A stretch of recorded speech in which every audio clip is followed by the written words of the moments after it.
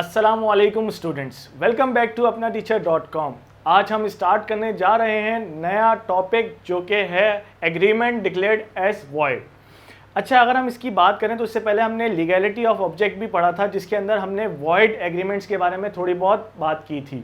आज उसी के तसलसल में उसी की बात करेंगे जो कि है वॉइड एग्रीमेंट्स। अच्छा, इसने लॉ ने जो है आपको सेक्शंस वाइज जो है ना बताया हुआ है कि कौन कौन से एग्रीमेंट जो हैं वो वॉइड हैं, जो मैंने इधर आपके एग्जांपल्स के तौर पे लिखे हुए भी हैं। हम एक एक करके इन चीज़ों को बात करेंगे इसके बारे में और उसको एक्सप्लेन करेंगे कि ये क्या चीज़ें हैं और ये क्यों वॉइड कंसिडर की जाती हैं इन लॉ टर्म्स। सबसे पहले अगर हम बात करें तो एग्जांपल्स के अंदर सबसे पहले आता है इनकॉम्पिटेंट पर्सन। अगर आप एग्रीमेंट कर रहे हैं इनकॉम्पिटेंट पर्सन के साथ, इनकॉम्पिटेंट पर्सन मतलब जो मैंने आपको बताया था, इनकॉम्पिटेंट कौन होता है, माइनर होता है, उसके साथ अनसाउंड माइंड है, और अगर कोर्ट की तरफ से डिस्क्वालीफाई नहीं हुआ हुआ या डिस्क्वालीफाई हुआ हुआ है तो वो बंदा कौन होगा, वो आपका इनकॉम्पिटेंट पर्सन होगा। अगर आप उसके साथ कोई कॉन्ट्रैक्ट करेंगे तो मैंने उसी वक्त भी आपको बताया था कि वो कॉन्ट्रैक्ट आपका वॉइड हो जाएगा। वॉइड मतलब कि आप लॉ के अंदर और कोर्ट के अंदर उसको जस्टिफाई नहीं कर सकते, वो उसी वक्त एग्रीमेंट ख़त्म हो जाएगा। उसके अगर हम बात करें तो एग्रीमेंट अंडर म्यूचुअल मिस्टेक्स के चैप्टर्स के अंदर भी अगर हमने बात करी है तो उसके अंदर हमने बात की थी mistakes of law, mistakes of fact की। तो यहाँ पर जो बात हो रही है वो सिर्फ और सिर्फ म्यूचुअल मिस्टेक ऑफ फैक्ट की बात हो रही है। तो म्यूचुअल मिस्टेक ऑफ फैक्ट से अगर कोई दो बंदे आपसी मिस्टेक करते हैं, बायलैटरल मिस्टेक करते हैं, म्यूचुअल कंसर्न से कोई मिस्टेक कर देते हैं या उनसे हो जाती है, तो वो चीज़ आपकी एग्रीमेंट में वॉइड कहलाएगी और वो वॉइड एग्रीमेंट आपका आगे एग्जिस्ट नहीं करेगा और वो उसी वक्त ख़त्म हो जाएगा। तीसरी अगर हम बात करें तो उसके अंदर अगर बात करते हैं तो कंसीडरेशन की बात आती है बच्चों। कंसीडरेशन क्या है, वो आपका अनलॉफुल है। जैसे मैंने पिछली भी वीडियो के अंदर आपको बताया था कि लीगैलिटी ऑफ ऑब्जेक्ट बहुत ज़रूरी होता है। यहाँ पर भी मैं इसी चीज़ को आपको रेफ़र करूँगा कि कंसीडरेशन और ऑब्जेक्ट जो उस पर्टिकुलर एग्रीमेंट के अंदर है वो आपका लॉफुल होना चाहिए। मतलब वो आपकी कानूनी तौर पे उसको माना जाता हो या वो कानूनी तौर पे कोर्ट ऑफ लॉ के तहत उसको एक्सेप्ट किया जाए। अच्छा, इसके अंदर अगर हम बात करें तो अनलॉफुल ऑब्जेक्ट क्या हो सकते हैं। फ़र्ज़ करें अगर आप कोई ड्रग्स का कारोबार कर रहे हैं या अगर आप कोई अल्कोहल का कारोबार कर रहे हैं बगैर लाइसेंस के। लाइसेंस उनको भी अवेलेबल है जो नॉन मुस्लिम्स को ही देंगे पाकिस्तान के अंदर, वरना अल्कोहल के अंदर डीलिंग जो है वो टोटली बैन है और अनलॉफुल है। तो अगर आप उसकी बात करें तो ये दो सब्जेक्ट की बात की, दो ऑब्जेक्ट की बात की है मैंने, ये दो कंसिडरेशन, ये दो ऑब्जेक्ट जो हैं वो अनलॉफुल हैं, वो आपका इसमें फॉल करेंगे और आपका एग्रीमेंट उसी वक्त वॉइड हो जाएगा। तो आपका कंसिडरेशन और इसके अंदर ऑब्जेक्ट के अंदर क्या बात आ गई, अल्कोहल हो सकती है, ड्रग हो सकती है या कोई और ऐसी कंसिडरेशन जो कि आपके कॉन्स्टिट्यूशन में मना की गई हो या आपके लॉ में मना की गई हो। उसके बाद आ गई विदाउट कंसिडरेशन। कंसिडरेशन के अंदर हमने चैप्टर में भी पढ़ा था, यहाँ आपको रिकॉल करवा देता हूँ कि विदाउट कंसिडरेशन की बात करें तो इसका मतलब है कि कंसिडरेशन के बगैर ही एग्रीमेंट कर रहे हैं, या तो कोई पैसे नहीं दे रहे जो चीज़ आप बेच रहे हैं। फ़र्ज़ करें अगर ए ने बी को कोई मोबाइल दिया या कोई कार दी या कोई ऐसी चीज़ दी जो कि इन काइंड है, जैसे आपका कोई बिल्डिंग दे दी, लेकिन उसके अगेंस्ट कोई वो पैसे नहीं ले रहा, दोस्ती में ही सही, लेकिन वो उसके अगेंस्ट उसके पैसे बनते हैं, उसके अगेंस्ट उसकी कोई कंसिडरेशन बनती है जो उसको चाहिए या उसको लेना चाहिए, लेकिन वो नहीं ले रहा और उस कंसिडरेशन के अंदर वो एग्रीमेंट में शामिल नहीं करता उस चीज़ को। इसका मतलब क्या है कि वो कंसिडरेशन मिसिंग है। अब वो जो विदाउट कंसिडरेशन आप उसके साथ एग्रीमेंट कर रहे हैं वो आपका वॉइड कहलाएगा। इसके अंदर क्योंकि कंसिडरेशन का एलिमेंट शामिल होना चाहिए। कंसिडरेशन जो है वो आपकी एसेंशियल है, एसेंशियल ऑफ अ कॉन्ट्रैक्ट है, एसेंशियल ऑफ एन एग्रीमेंट है। एसेंशियल क्या मतलब कि कोई ऐसी इंपॉर्टेंट चीज़ अगर वो मिसिंग हो जाए तो वो पूरी की पूरी जो कॉन्ट्रैक्ट है या वो एग्रीमेंट है वो आपका ख़राब हो जाता है, वो आपका वॉइड हो जाता है या वो आपका वॉइडेबल हो जाता है एज द टर्म या एज द सिचुएशंस जो आपके सामने आती हैं। तो वही मैं बात करना चाह रहा हूँ, अगर आप विदाउट कंसिडरेशन की अगर बात करें तो वो एग्रीमेंट भी आपका वॉइड होता है। उसके आगे अगर हम बात करें तो रिस्ट्रेन ऑफ मैरिज की बात की है। वही मैंने आपको पिछली वीडियो में भी बताया था कि रिस्ट्रेन ऑफ मैरिज आपका बेसिक राइट है और इससे रोकने के लिए कोई भी आपसे कॉन्ट्रैक्ट करता है, कोई एग्रीमेंट करता है आपके बेसिक राइट को रोकने के लिए, तो आपको लॉ इजाज़त देता है कि वो एग्रीमेंट उसी वक्त वॉइड हो जाएगा और आपको उसको इम्प्लीमेंट करने की ज़रूरत नहीं है। तो आपको बेसिक राइट क्या है, आपका मैरिज है तो आपका अगर मैरिज से रोकने के लिए रिस्ट्रेन का मतलब क्या है?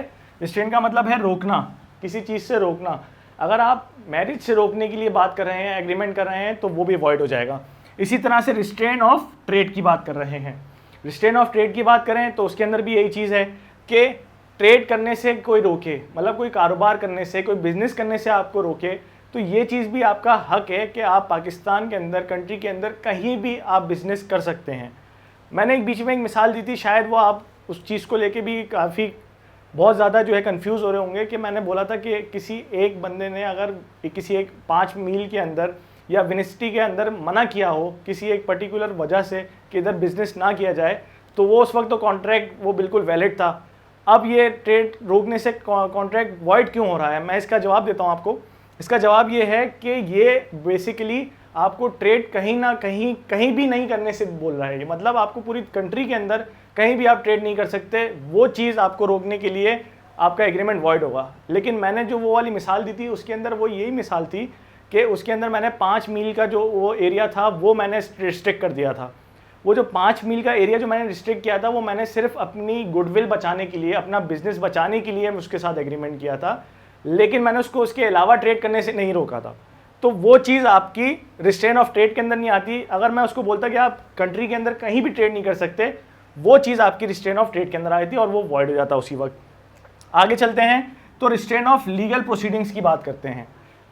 लीगल प्रोसीडिंग्स की बात करें तो इसका मतलब ये है कि आपके अगर कोई कानूनी चाराजोई करना चाह रहे हैं, आप किसी पे केस करना चाह रहे हैं, लिटिगेशन करना चाह रहे हैं, उस चीज़ से रोकने को भी एग्रीमेंट में, लॉ में क्या बोला है कि वो एग्रीमेंट भी वॉइड हो जाएगा।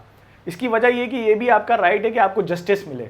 जस्टिस मिलने के लिए आपको केस फाइल करना पड़ेगा। किसी से अगर कोई डिस्प्यूट होता है तो आप फ्रीली जाके किसी भी कोर्ट के अंदर केस फाइल कर सकते हैं, और ये बेसिक राइट को रोकने के लिए अगर आपके साथ कोई एग्रीमेंट किया जाएगा तो वो एग्रीमेंट भी वॉइड हो जाएगा। इसके बाद करें बाय वे ऑफ वेगरिंग। वेगरिंग की बात करें तो ये होता है जुआ।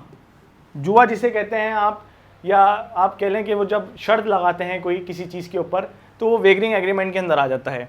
अच्छा, इसको हम थोड़ा डिटेल में पढ़ेंगे क्योंकि वेगरिंग एग्रीमेंट के अंदर भी कुछ एसेंशियल्स भी हैं, और ये भी मैंने आपके सामने ही लिखे हुए हैं एसेंशियल्स। हम इसको भी देखते हैं कि इसमें क्या क्या चीज़ें हैं, और इसके अलावा भी मैं आपको बताऊंगा कि वेगरिंग एग्रीमेंट में क्या मिसाल होती है, किसकी वजह से वो आपको वेगरिंग एग्रीमेंट में आता है और किसकी वजह से वो वेगरिंग एग्रीमेंट में नहीं आता, उसकी एक्सेप्शन क्या होती है। तो सबसे पहले हम स्टार्ट करते हैं कि एसेंशियल ऑफ वेगरिंग एग्रीमेंट क्या है, वेगरिंग चीज़ है क्या है। अब मैंने आपको बता चुका हूँ कि या अगर आपने कोई शर्त लगाई है या कोई जुआ खेला है तो उसके ऊपर जो भी एग्रीमेंट होगा वो भी वॉइड हो जाएगा। फ़र्ज़ करें इसकी मिसाल सिर्फ इस तरह से है कि अगर कोई बंदा बोलता है कि जुम्मे के दिन या कल के दिन बारिश होने वाली है, अगर बारिश हो गई तो मैं आपको 1000 रुपये दूंगा, और बी बोलता है कि मैं आपको 1000 रुपये तब दूंगा जब बारिश नहीं होगी, तो एक तरह से आप उस इवेंट के ऊपर एक शर्त लगा रहे हैं कि वो चीज़ होगी तो वो पैसे देगा, अगर नहीं होगी तो वो आप पैसे दोगे उसको, या वाइस वर्सा कर लें। तो ये चीज़, ये एग्रीमेंट, इस तरह के एग्रीमेंट सारे वेगरिंग एग्रीमेंट कहलाते हैं। इसी की अगर हम बात करें तो उसके अंदर क्या चीज़ आ गई आपकी, जो मैंने ये मिसाल दी है उसी के अंदर से मैं आपको एसेंशियल्स बताऊंगा कि इसमें सबसे पहले क्या था कि प्रॉमिस टू पे द मनी, या मनी की वर्थ की कोई चीज़ देने के लिए। तो जो हमने फ्राइडे की मिसाल दी थी, बारिश की मिसाल दी थी, तो उसमें उसने प्रॉमिस किया था कि मैं आपको फ़र्ज़ करें कि 1000 रुपये दूंगा। अब वो 1000 रुपये आप दोगे, या अगर रेन नहीं हुई तो वो आपको वापस देगा 1000 रुपये। तो ये आपका मनी के पॉइंट ऑफ व्यू में आ गया, मनी से आ गया आपकी चीज़, ठीक है। उसके बाद आ गई conditional of happening event. Conditional क्या लगाई है, हमने भी कंडीशन लगाई है किस चीज़ की, यहाँ पे हमने रेन की कंडीशन लगाई है। रेन की कंडीशन लगाई है क्या मतलब, अगर रेन होगी तो जाके मैं आपको पैसे दूंगा। तो हमने कोई कंडीशनल हैपनिंग इवेंट के ऊपर ये एग्रीमेंट किया है।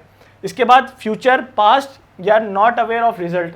इसकी बात ऐसी भी हो सकती है कि या तो वो फ्यूचर में कर रहा हो, कोई इवेंट हैपनिंग हो रही हो फ्यूचर के अंदर, या कोई पास्ट में हो रही हो, या कोई ऐसी चीज़ हो जो पास्ट में हो चुकी है, उसका रिजल्ट अवेट हो रहा हो या रिजल्ट नहीं आया हो अभी तक, तो वो चीज़ भी आपकी वेगरिंग एग्रीमेंट में आती है। तो यहाँ पर हमने रेन के लिए क्या चीज़ इस्तेमाल की है, फ्यूचर।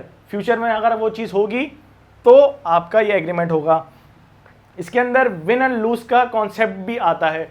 विन एंड लूज का कॉन्सेप्ट किस तरह से कि जाहिर सी बात है अगर वो बारिश हो जाएगी तो वो बंदा जीत जाएगा, मैं जीत जाऊंगा, और अगर वो बारिश नहीं होती तो वो बंदा जीत जाएगा। एक तरफ बंदा जीत रहा है, एक तरफ बंदा हार रहा है। ऐसा नहीं है कि विन विन सिचुएशन है, यहाँ पर विन लूज सिचुएशन होगी कि एक बंदा हारेगा तो दूसरा बंदा जीतेगा। तो इस चीज़ के अंदर भी हमने ये चीज़ नोट कर ली कि एक बंदा उसमें से या तो जीतेगा या तो हारेगा।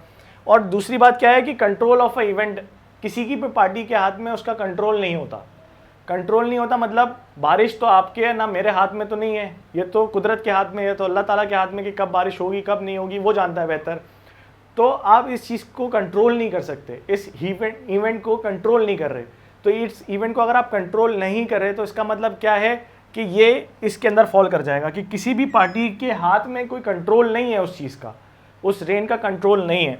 और सबसे आखिरी बात है कि सिर्फ हम लोग जीतने और हारने पे इंटरेस्टेड हों, बाकी हमें रेन हो, चाहे वो ज़्यादा बारिश हो, ज़्यादा पानी आ जाए, हमें कोई उससे लेना देना नहीं है, या कम बारिश हो कम पानी आ जाए तो हमें उससे लेनी देने की बात नहीं है। लेकिन हमें सिर्फ बात जो चीज़ है वो असल हमें क्या है कि हमें जीतना है और हमें हारना है। तो वो चीज़ के ऊपर हम इंटरेस्टेड हैं कि अगर बारिश हो जाएगी तो मैं जीत जाऊँगा, अगर नहीं होगी तो वो जीत जाएगा, तो हम इस चीज़ के ऊपर इंटरेस्टेड हैं ओनली।